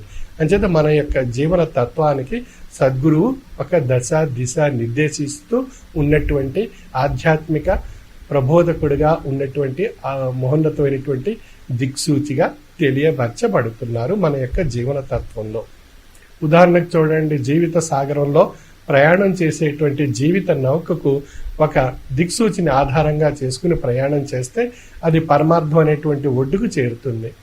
మన సముద్ర గర్భంలో ప్రయాణం చేసేటువంటి నౌకకు ఒక ప్రాంతం నుండి మరొక ప్రాంతాన్ని చేరాలి అన్నట్లయితే ఆ దిక్సూచి అనేటువంటి సాధన అవసరం. ఆ దిక్సూచి అనే సాధన అనుసరించి అది కావలసినటువంటి మార్గానికి కావలసినటువంటి ఒడ్డుకు చేరుకోవడానికి అవకాశం కలుగుతుంది. అదేవిధంగా ఆ సద్గురు చేత ప్రబోధింపబడినటువంటి తాత్విక జ్ఞానము అనేటువంటి ఆ దిక్సూచి ఆ సద్గురువుని ఆశ్రయించి ఆ సాధకుడు, ఆ యొక్క తాత్వికుడు, ఆ యొక్క జ్ఞాని, ఆ యొక్క శిష్యుడు, ఆ యొక్క భక్తుడు ఆశ్రయించి ప్రయాణం చేసినట్లయితే ఒడ్డుకు చేర్చి అందులో అక్కడ ఉన్నటువంటి ఆ పరమార్థాన్ని, పరమాత్మ స్వరూపాన్ని తెలియజేయటం జరుగుతుంది. ఆ విధంగా సప్తమ పీఠాధిపతి హుసేన్ షా సద్గురువర్యులు వారి యొక్క జీవితానుభవంలో ఉండేటువంటి పాఠాలను ఆ యొక్క సాధకులకు, తాత్వికులకు, యోగులకు, జ్ఞానులకు, శిష్యులకు, భక్తులకు ఆ యొక్క తాత్విక జ్ఞానామృతాన్ని షాతత్వము అనేటువంటి గ్రంథంలో 1967లో సెప్టెంబర్ 9ని ప్రారంభించి 1968 సెప్టెంబర్ 9న వారు పూర్తి చేయడం జరిగింది. అంటే 91 అధ్యాయాల్ని 365 రోజుల కాలంలో వారు సెప్టెంబర్ మాసంలో ప్రారంభించి సెప్టెంబర్ మాసంలో పూర్తి చేయడం జరిగింది. ఈ విధంగా ఈ యొక్క మహోన్నతమైనటువంటి ఆధ్యాత్మిక తత్వం యొక్క జీవిత పాఠాలను వారు మన తత్వంలో తెలియజేయడం వల్ల ఈరోజు ఆ శాతత్వానికి గ్రంథాన్ని మన యొక్క త్రయీ సాధన ద్వారా ఆ యొక్క త్రయీ సాధనలో రెండో భాగమైనటువంటి జ్ఞాన సాధనలో అంశాలను మన అభ్యాసం చేసినట్లయితే ప్రతిరోజు మన యొక్క దినచర్యలో జ్ఞాన సాధన ద్వారా ఆ యొక్క తాత్విక జ్ఞాన గ్రంథంలో ఉండేటువంటి విషయాలను అభ్యాసం చేసినట్లయితే మనకు ఆ జ్ఞాన సాధన యొక్క అద్భుతమైనటువంటి మనోశక్తి మనలో ఏర్పడుతుంది. త్రయీ సాధన అన్నప్పుడు మంత్ర సాధన, జ్ఞాన సాధన, ధ్యాన సాధన 3 సాధనల యొక్క కలయిక త్రయీ సాధన. ఈ త్రయీ సాధన మంత్ర సాధన అనేటువంటి మొదటిది.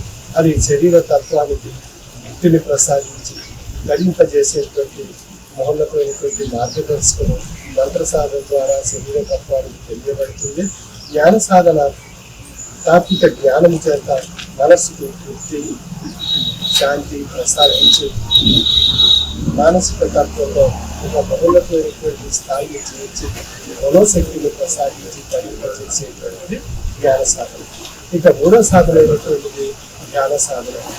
ఇది ఆత్మతత్వానికి జ్ఞానం యొక్క అద్భుతమైనటువంటి శక్తి ద్వారా జీవాత్మ పరమాత్మ స్వరూపిగా పరిణామం చెందేటువంటి స్థితిని మంత్ర సాధన ద్వారా జ్ఞాన సాధన అద్భుతమైనటువంటి శక్తి చేత అది జ్ఞాన సాధనలో జీవాత్మ పరమాత్మ స్వరూపిగా తనలోనే నిండి ఉన్నారు అనేటువంటి విషయాన్ని తెలియజేస్తుంది. అంచేత జీవాత్మే మనలో ఉండేటువంటి పరమాత్మ స్వరూపము. అంచేత జీవాత్మ యొక్క అద్భుతమైనటువంటి తాత్విక జ్ఞానశక్తి చేత అది పరమాత్మ స్వరూపిగా పరిణామం చెందేటువంటి స్థితి మనలో ఏర్పడుతుంది. ఇది ఏ విధంగా ఏర్పడుతుందండి అనేటువంటి ప్రశ్న మనం కాగలిగినప్పుడు ఉదాహరణకు మనం పాలు తీసుకుంటాము. ఆ పాలు మనం మరిగించి వేడి చేసి ఆ పాలలోకి మనం ఓడేసినట్లయితే పెరుగు ఏర్పడుతుంది. ఆ పెరుగు నుండి మనం వెన్న పొందగలుగుతున్నాం. ఆ వెన్నను వేడి చేసినట్లయితే మనం భౌతికంగా చూసినట్లయితే మొట్టమొదటి పాలు తర్వాత అంత్యస్థితికి చూసినప్పుడు అది నెయ్యి అనేటువంటి పదార్థం తెలియబడుతుంది. ఆ నెయ్యి అనేటువంటి పదార్థం ఏం చేస్తుంది? జ్యోతి స్వరూపంగా తేజస్సుని ప్రకాశింపజేస్తుంది. మరి పాలు అనేటువంటి పదార్థం జ్యోతి స్వరూపాన్ని ప్రకాశింప చేయలేదు. పాలు తెల్లగా ఉంటాయి, అది జ్యోతిని ప్రకాశింప చేయదు. అందువల్ల ఆ పాలుని పరిణామ రూపంలో దశలు మారి పాలు, పెరుగు, వెన్న, నెయ్యి అనేటువంటి దశకు చేరితే గాని ఆ నీలో ఆ జ్యోతి స్వరూపం తెలియబడటం. అదేవిధంగా మనలో ఉండేటువంటి జీవాత్మ ఒక పాలు అనేటువంటి స్వరూపంగా మనం అనుభవించుకున్నట్లయితే అది పరిణామ క్రమంలో పాలు పెరుగు వెన్నగా మారి ఇది అనేటువంటి మధ్య పరిణామంలో ఆ స్థితి నిర్వహించాల్సిందో ఆ యొక్క స్థితిగా మన జీవాత్మ మారగలిగినప్పుడు, పరిణామం చెందగలిగినప్పుడు మనలో ఆ నెయ్యి అనేటువంటి పరమాత్మ స్వరూపం యొక్క తేజస్సు తెలియబడుతుంది. కాబట్టి జీవాత్మే పరమాత్మ స్వరూపిగా మనలో నిండి ఉన్నటువంటి స్వరూపం మనకు తెలియబడేటువంటి అవకాశం ఈ యొక్క ఉదాహరణ విశ్లేషించుకున్నట్లయితే పాలు నుండి ఈ వెలుగైనటువంటి జీవాత్మ నుండి పరమాత్మ తేజస్సు పరమాత్మ యొక్క శక్తి తెలియబడుతుంది. కాబట్టి జీవాత్మలో పరమాత్మ యొక్క శక్తి నిండి ఉన్నదనేటువంటి విషయాన్ని ఈ యొక్క పాలు పెరుగు వెన్న నెయ్యి యొక్క ఉదాహరణ విశ్లేషిస్తుంటే మనకు తెలియబడుతుంది. కాబట్టి మన అందరిలో ఉండేటువంటి ఆ పరమాత్మ యొక్క స్వరూపం, పరమాత్మ యొక్క శక్తి ఒక్కటే అనేటువంటి విషయం మనం తెలియబడుట లేదు. అంచేత ఆ పరమాత్మ యొక్క స్వరూపాన్ని ఒకటిగా మనం భావించాలి అన్నట్లయితే మనం భిన్నత్వ స్థాయి నుండి ఏకత్వం అనేటువంటి స్థాయికి మనం పరిణామం చెందగలగాలి. మరి ఏకత్వం అనేటువంటి స్థాయి మనం ఎలా వస్తుంది? కష్టం, చాలా కష్టంగా ఉంటుంది. ఎందువల్ల ఆ ఏకత్వం అనేటువంటి స్థితికి రాకుండా మనసుకి ఎన్నో అవరోధాలు ఏర్పడుతుంటాయి, ఎన్నో ఆటంకాలు ఏర్పడుతుంటాయి, ఎన్నో అగాధాలు ఏర్పడుతుంటాయి. అందువల్ల మనస్సు భిన్నత్వం నుండి ఏకత్వానికి రావటం అనేటువంటిది కష్టసాధ్యంగా ఉంది. అంచేత ఆ కష్టసాధ్యమైనటువంటి విషయాన్ని ఎవరు మారుస్తున్నారు? సద్గురు ప్రబోధితమైనటువంటి తాత్విక జ్ఞానాన్ని ఆశ్రయించి ఆచరించి అనుగుణ్యంగా ప్రయాణం చేయగలిగినప్పుడు ఆ భిన్నత్వ స్థితి నుండి ఏకత్వం అనేటువంటి స్థితికి మనం రాగలిగేటువంటి అవకాశం ఏర్పడుతుంది. ఒక విషయం మనం తీసుకుందాం. ఇంద్రధనస్సు అన్నప్పుడు దాంట్లో 7 వర్ణాలు ఉంటాయి, సప్తవర్ణాలుగా ఉండేటువంటి ఈ 7 మతాలు ఒకటిగా చేయగలిగేటువంటి శక్తి దేనివల్ల ఏర్పడుతుంది అని ఒక చిన్న ఉదాహరణ తీసుకుందాం. ఉదాహరణకు ఇంద్రధనస్సు ఏర్పడడానికి కారణం ఏంటి? శాస్త్ర విజ్ఞాన పరంగా ఒక తెల్లని కాంతి కిరణం ఒక నీటి తుంపరను తాకి అది 7 వర్ణాలుగా విడిపోతుంది.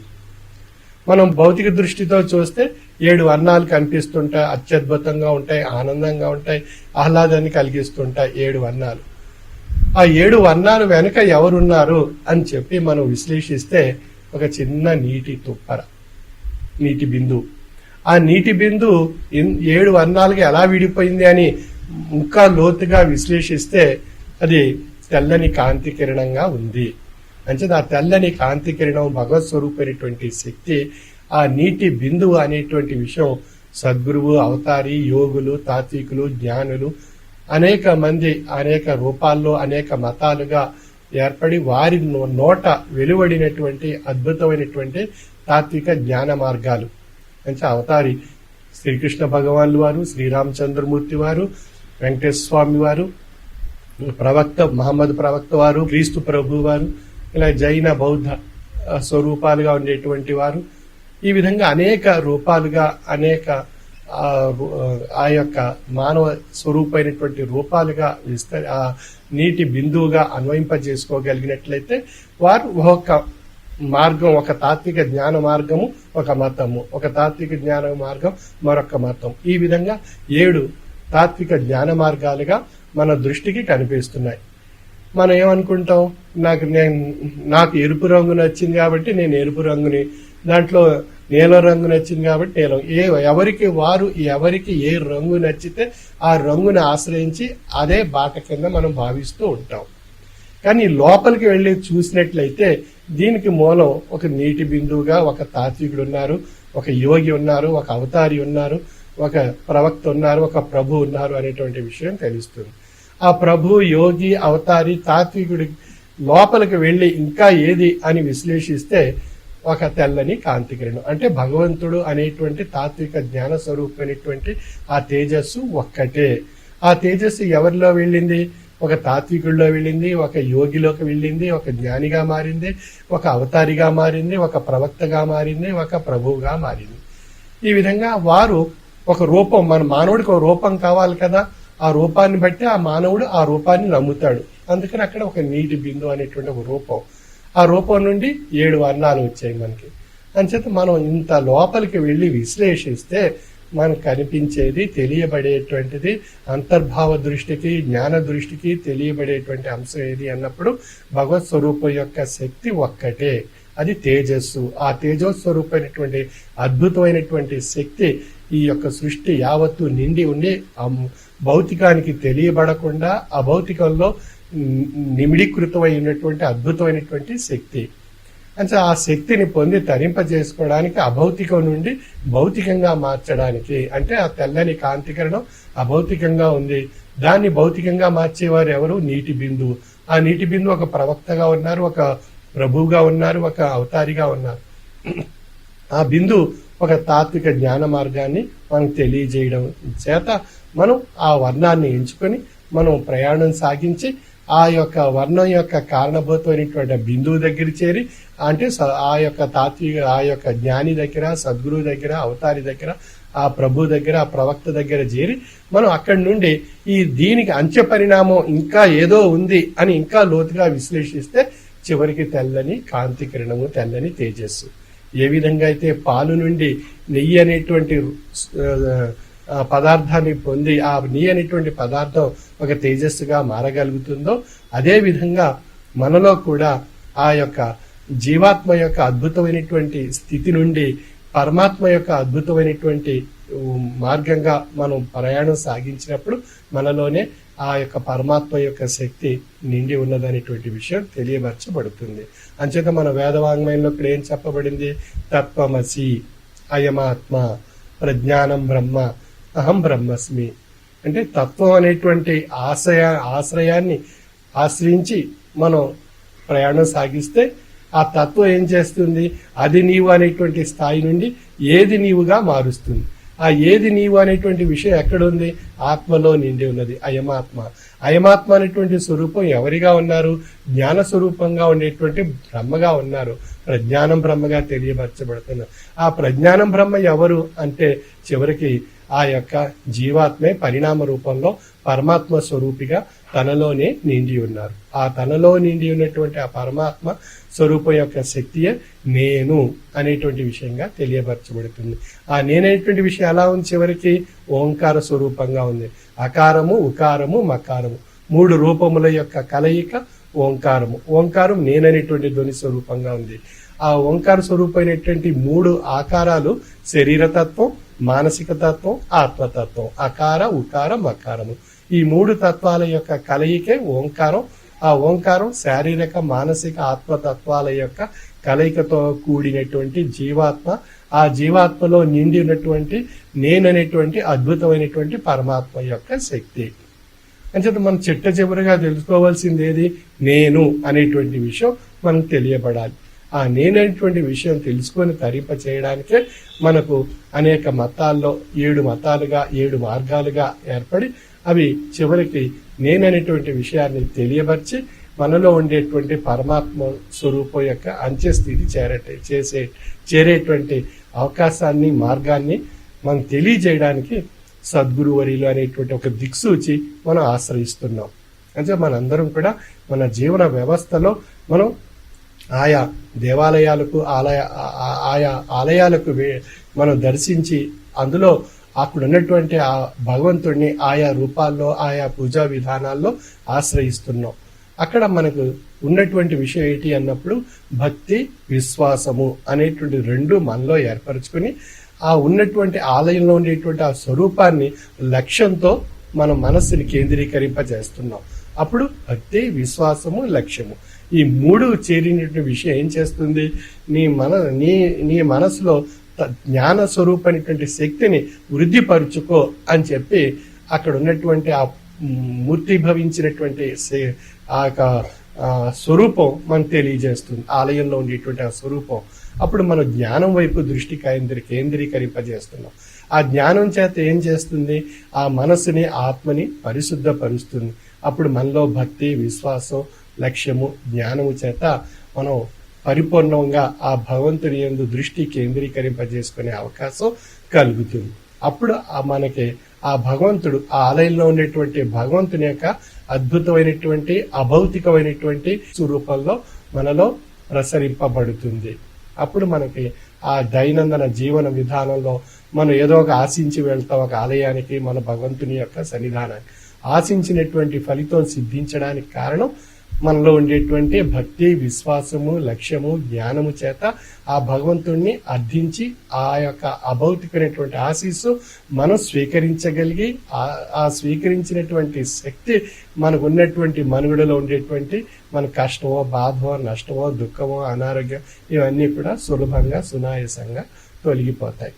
అంటే ఇక్కడ మూలం భక్తి, విశ్వాసం, లక్ష్యము, జ్ఞానము చేత భగవంతుని అర్థిస్తే అక్కడ భగవంతుని యొక్క ఆశీస్సు మనకి తెలియబడతాయి. అంటే అభౌతికం నుండి భౌతికానికి ఆ ప్రసాదం లభిస్తుంది. ఉదాహరణకు చూడండి, మనం టీవీలో చిత్రాలు చూస్తున్నాం. ఎక్కడో టీవీ కేంద్రం నుంచి వెలువడేటువంటి చిత్రాలు మనం టీవీలో చూడగలుగుతున్నాం అన్నట్లయితే ఆ యొక్క టీవీ కేంద్రం నుండి వెలువడినటువంటి తెలియనటువంటి కిరణ ఫ్రీక్వెన్సీతో ఉన్నటువంటి ఆ కిరణ పుంజాలు మన టీవీలో మనం ట్యూనింగ్ చేయగానే ఆ చిత్రాలు మనకు కనిపిస్తున్నాయి. అంటే ఆ ట్యూనింగ్ కరెక్ట్గా ఉండాలి.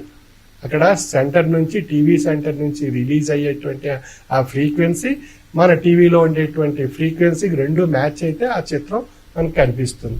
అదేవిధంగా ఆ భగవంతుని యొక్క అద్భుతమైనటువంటి శక్తిని పొంది తరింపజేసుకోవడానికి భక్తి, విశ్వాసము, లక్ష్యము, జ్ఞానము అనేటువంటి ఒక ట్యూనింగ్ మనలో ఉన్నట్లయితే ఆ భగవంతుని యొక్క అద్భుతమైనటువంటి శక్తి మన మనస్సు అనేటువంటి ఆ టీవీపై ఏర్పడుతుంది. అప్పుడు మనకు ఆ భగవంతుని యొక్క అద్భుతమైనటువంటి శక్తి చేత మన యొక్క దినచర్యలో ఆయా కార్యకలాపాలు సాగించేటువంటి అవకాశం ఏర్పడుతుంది. ఆ విధమైనటువంటి శక్తి మనం తరింపజేసేటువంటి మార్గమే త్రయీ సాధన. అంచేత శరీరాన్ని అదుపులో ఉంచుకోవడానికి మంత్ర సాధన, మనసుని బాటలో నడిపించేటువంటిది తాత్విక జ్ఞానము, జ్ఞాన సాధన. ధ్యాన సాధన మన మనస్సుని, శరీరాన్ని రెండింటినీ ఏకీకృతం చేసి ధ్యానము ద్వారా ఆత్మలో ఉండేటువంటి పరమాత్మ యొక్క శక్తిని అన్వేషించగలిగేటువంటి అద్భుతమైనటువంటి స్థితిని కలిగించేది ధ్యానము, మెడిటేషన్. ఈ విధంగా మూడు తత్వాలకు మూడు సాధనలు ఏర్పడినప్పుడు మనలో అంత్య పరిణామంలో ఏ విధంగా అయితే పాలు నెయ్యిగా మారి ఆ యొక్క శక్తి తెలుసుకోగలుగుతున్నామో ఆ విధంగా ఒక అద్భుతమైనటువంటి ఆ భగవంతుని యొక్క శక్తి మనలోనే, ఈ జీవాత్మలోనే ఆ పరమాత్మ యొక్క శక్తి నిండి ఉన్నదనేటువంటి విషయం తెలియపరచబడుతుంది. ఆ విధమైనటువంటి శక్తి మనం సంపాదించాలి అన్నట్లయితే త్రయీ సాధన ద్వారా మనకు ఆ యొక్క భక్తి, విశ్వాసము, లక్ష్యము, జ్ఞానము అనేటువంటి ఆ 4 క్యారెక్టర్స్ మనలో ఉన్నప్పుడు మనం ఆ నెయ్యి అనేటువంటి ఆ తేజస్సుని పొందగలుగుతాం. ఆ విధంగా జ్ఞానము చేత బ్రహ్మస్వరూపం నేననేటువంటి విషయంగా ఆ నేననేటువంటిది ఓంకారం. ఆ ఓంకారం 3 తత్వాలుగా, శరీర తత్వం, మానసిక తత్వం, ఆత్మతత్వాలుగా 3 తత్వాలు ఏ విధంగా ఉన్నాయి అనేటువంటి విషయం మనకు నిర్ధారణ కాబడుతుంది. కాబట్టి మనందరిలో కూడా ఉండేటువంటి భగవత్ స్వరూపం ఒక్కటే. ఆ భగవత్ స్వరూపానికి అనేక మతాల్లో, అనేక ధర్మాల్లో, అనేక పేర్లతో మనం విభజించుకున్నాం. భగవంతుడిని మనం విభజన చేశాం. మనం ఏ స్థాయి, మనం ఎంతటి వాళ్ళో భగవంతుడు ఎంత పెద్ద అద్భుతమైనటువంటి శక్తి, సామాన్యమైనటువంటి సూక్ష్మమైనటువంటి శక్తిగా ఉండేటువంటి మానవుడు భగవంతుడిని అనేక రూపాలుగా విభజించడం జరిగింది.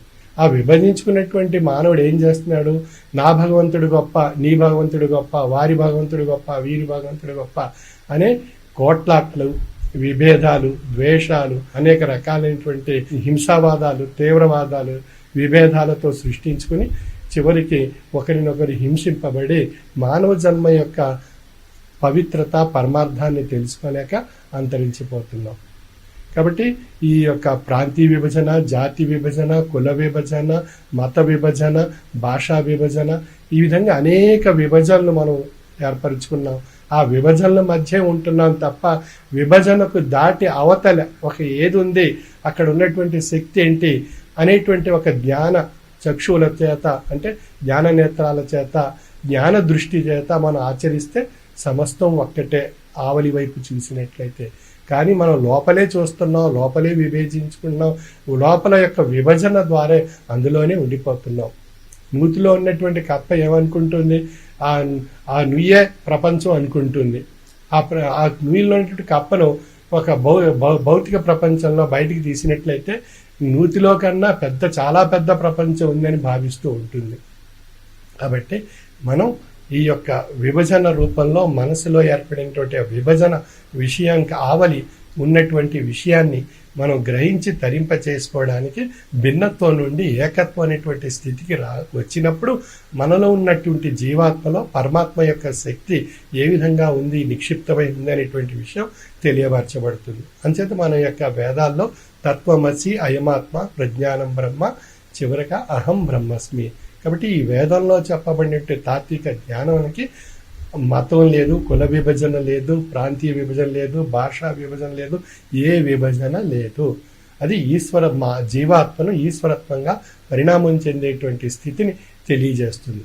అటువంటి ఉత్కృష్టమైనటువంటి ఆధ్యాత్మిక తాత్విక జ్ఞాన దిక్సూచి, తాత్విక జ్ఞాన మార్గంలో పయనింపజేసేటువంటి వారు సద్గురువర్యులు.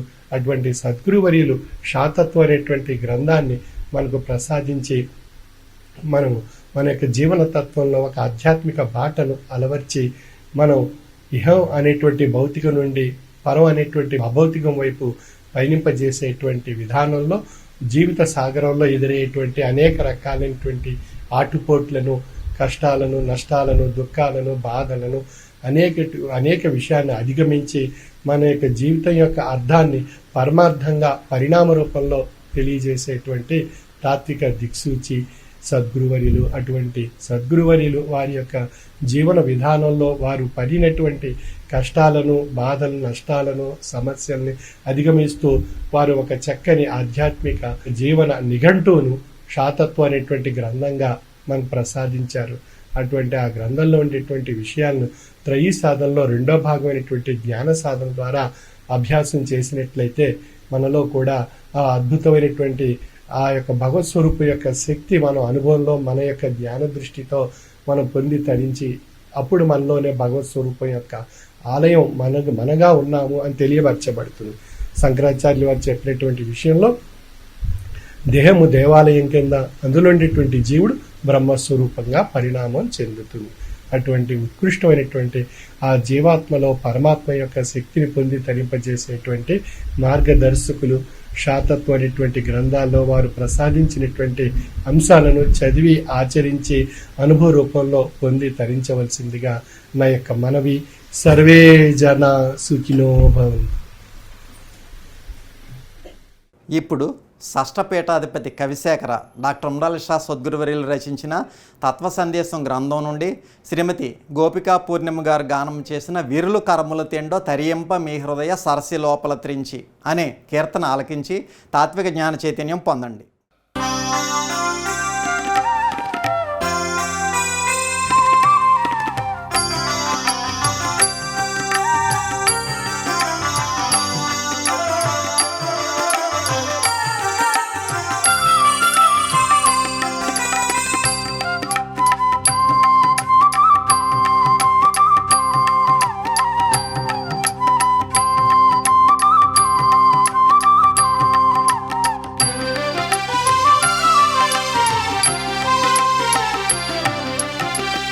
వీరులు కరముల తెండో తరింప మీ హృదయ సరసి లోపల త్రింపి. వీరులు కరముల తెండో తరింప మీ హృదయ సరసి లోపల త్రింపి. తెరచియున్నది స్వామి పరమార్థ మందిరము. తెరచియున్నది స్వామి పరమార్థ మందిరము. పరగు జ్ఞానపు దీప పంక్తి తమమును బాప. పరగు జ్ఞానపు దీప పంక్తి తమమును బాప. కరుణారసము వెళ్ళి విరియుచున్నది భక్తి. కరుణారసము వెళ్ళి విరియుచున్నది భక్తి. వీరులు కరముల తెండో తరింప మీ హృదయ సరసి లోపల త్రింపి.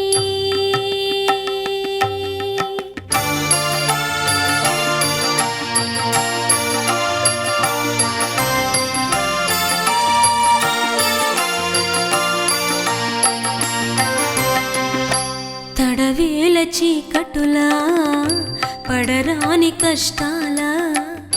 తడవేల చీకటులా పడరాని కష్టాల పడి మాయను కడలి కడతేరకున్నారు పడి మాయను కడలి కడతేరకున్నారు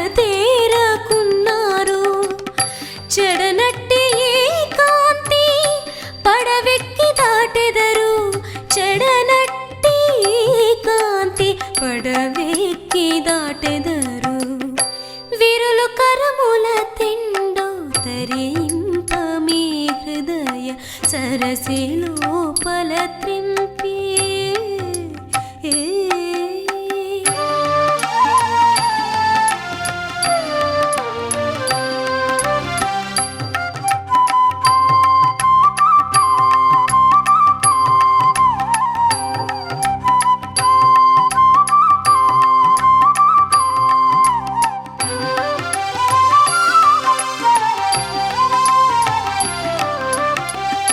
సననేల పాపాల మనరాని దుఃఖాల సననేల పాపాల మనరాని దుఃఖాల గని కృంగి కృంగి మేదిని బుట్టి వ్యసనాల గని కృంగి కృంగి మేదిని బుట్టి వ్యసనాల మునిగిపోవుట చాలా తునిగిపోవుట మేల మునిగిపోవుట చాలా తునిగిపోవుట మేల విరులు కరముల తెండో తరింప మీ హృదయ సరసి లోపల త్రింపి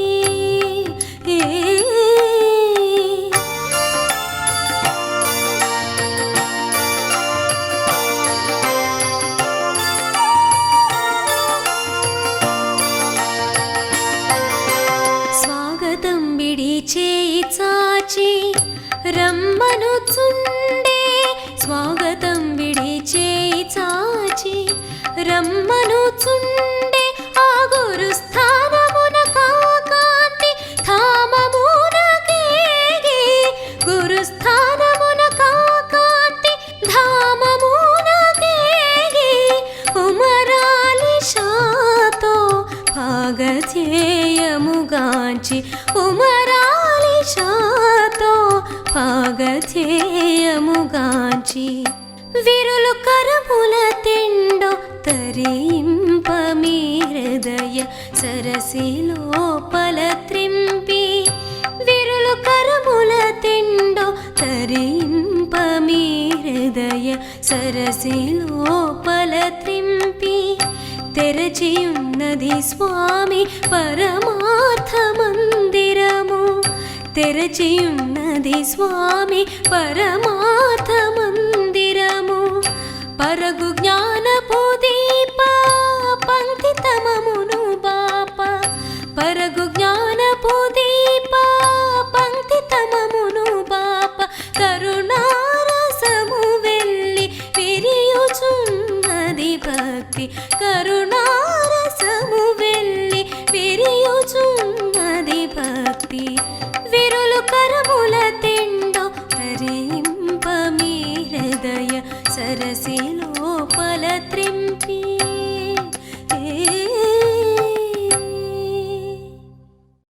ఇప్పుడు హారతి.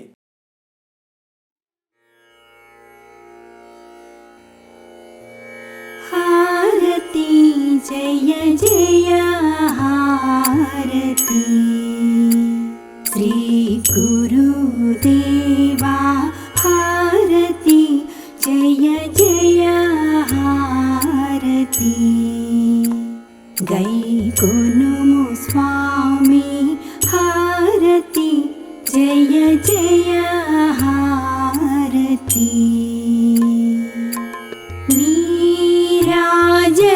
నీరాజనములుని పేరు పేరున గూర్చి నీరాజనములుని పేరు పేరున గూర్చి ఆరాధించుచు భక్తి నర్పించు కర్పూర హారతి జయ జయ